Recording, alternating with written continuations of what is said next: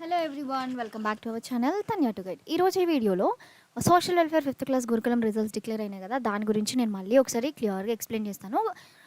పూర్తిగా వీడియో చూడండి. మీరు అడిగే జనరల్ డౌట్స్ నేను ఇప్పుడు ఈ వీడియోలో చెప్తాను.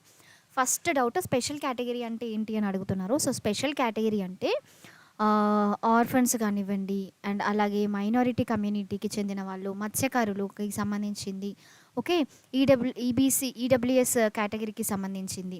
సో అట్లా ఆ స్పెషల్ కేటగిరీ రిజల్ట్స్ డిక్లేర్ చేశాను. ఒకవేళ మీకు డౌట్ కనుక ఉంటే ఈ 5th క్లాస్ గురుకులం వెబ్సైట్లోనే, అంటే మన సోషల్ వెల్ఫేర్ వెబ్సైట్లో చూడండి, 2 రిజల్ట్స్ కనిపిస్తున్నాయి. స్పెషల్ కేటగిరీ రిజల్ట్స్ ఒక దగ్గర, మెరిట్ లిస్ట్ ఒక దగ్గర. ఇక్కడ మీరు హాల్ టికెట్ నెంబరు, వాళ్ళకి ఏ వెల్ఫేర్లో వచ్చింది అనేది కూడా ఉంది కదా. అంటే జనరల్ అవేర్నెస్ కోసం నేను ఇది చూపిస్తున్నాను. ఈ పీడిఎఫ్ ఉంది వెబ్సైట్లో, మీరు చూడండి.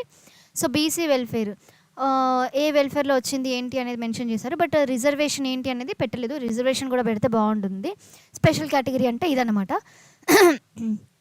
సో స్పెషల్ కేటగిరీలో ఇది మెరిట్ లిస్ట్ అనమాట. ఇది ఫైనల్, అంటే వీళ్ళకి ఈ పర్టికులర్ స్కూల్లో అలర్ట్ అయింది అన్నట్టుగా.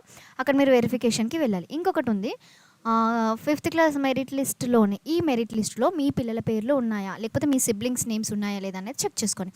ఇది మెరిట్ లిస్ట్. ఓకే, ఇప్పుడు మనకి ఏప్రిల్ 5th లోపు ఇంకొక ఫైనల్ రిజల్ట్స్ డిక్లేర్ చేస్తాము అనేసి పెట్టిండ్రు. ఓకే, సో ఆ ఫైనల్ రిజల్ట్స్ కోసం కూడా మనం అందరం వెయిట్ చేయాల్సిందే. Same thing for 6th class, 7th class, 8th and 9th కూడా అంతే. మెరిట్ లిస్ట్ డిక్లేర్ చేసిండ్రు. మెరిట్ లిస్టులో చూడండి, చూసి మీ నేమ్ ఉందా లేదా చెక్ చేసుకోండి. అండ్ ఇంత ర్యాంక్ ఉంది, సీట్ వస్తుందా అని అడుగుతున్నారు. So it depends on the seats availability.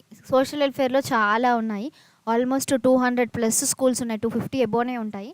So ఒక క్లాస్కి మినిమం 30 మంది 40 మంది అనుకున్నా కూడా చాలా సీట్స్ అయితే అవుతాయి. అండ్ ఈ ఇయర్ రాసిన వాళ్ళు ఎంతమంది అనేది కూడా మనకి ఇంపార్టెంట్. సో అవన్నీ దృష్టిలో పెట్టుకొని మనకు ఒక కౌంట్ తెలిస్తే మనం ఎస్టిమేట్ చేసి చెప్పొచ్చు. అండ్ రిజర్వేషన్స్ కూడా ఉంటాయి దాంట్లో కూడా. ఇప్పుడు మహాత్మా జ్యోతిబా పూలే ఉంది. మహాత్మా జ్యోతిబా పూలేలే ఫస్ట్ బీసీ స్టూడెంట్స్కే ఇస్తారు. సో అప్పుడు బీసీ కేటగిరీ వాళ్ళతోటి 75% ఫిల్ చేసినాకనే వేరే వాళ్ళ కేటగిరీ తోటి ఇస్తారు. కాబట్టి అప్పుడు మీకు ర్యాంక్ ఎక్కువ ఉన్నా కూడా మీకు సీట్ వచ్చే అవకాశం ఎక్కువ ఉంటుంది. అదే ఎస్సీ కేటగిరీ ఉన్న వాళ్ళు సోషల్ వెల్ఫేర్లో మీకు ర్యాంక్ ఎక్కువ ఉన్నా కూడా రావడానికి ఛాన్స్ ఉంటుంది. ట్రైబల్ వెల్ఫేర్లో ఎస్టీ స్టూడెంట్స్కే ప్రిఫరెన్స్లు ఇస్తారు.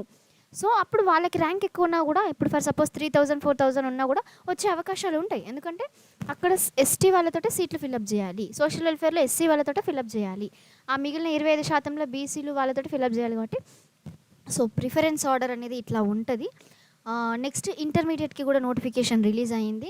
ఇది ఈసారి మనకి మెరిట్ బేస్డ్ అంట, అంటే 10th క్లాస్లో వచ్చిన మార్కులు బేస్డ్ ఉండడం అయితే జరుగుతుంది. సో అందుకోసమనే లేట్గా నోటిఫికేషన్ అయితే ఇచ్చాను, ఎందుకంటే ఎంట్రన్స్ ఏమి ఉండదు కాబట్టి. దాని గురించి కూడా నేను ఒక డీటెయిల్డ్ వీడియో చేస్తాను. అంటిల్ దెన్ రెగ్యులర్గా ఛానల్ని చూడండి, ఎందుకంటే ఇది ఓన్లీ phase 1. phase 2 కూడా మళ్ళీ 15 రోజులకి మళ్ళీ వస్తుంది. మీకు ఎప్పటికప్పుడు అప్డేట్స్ మేము డెఫినెట్గా అందిస్తాము.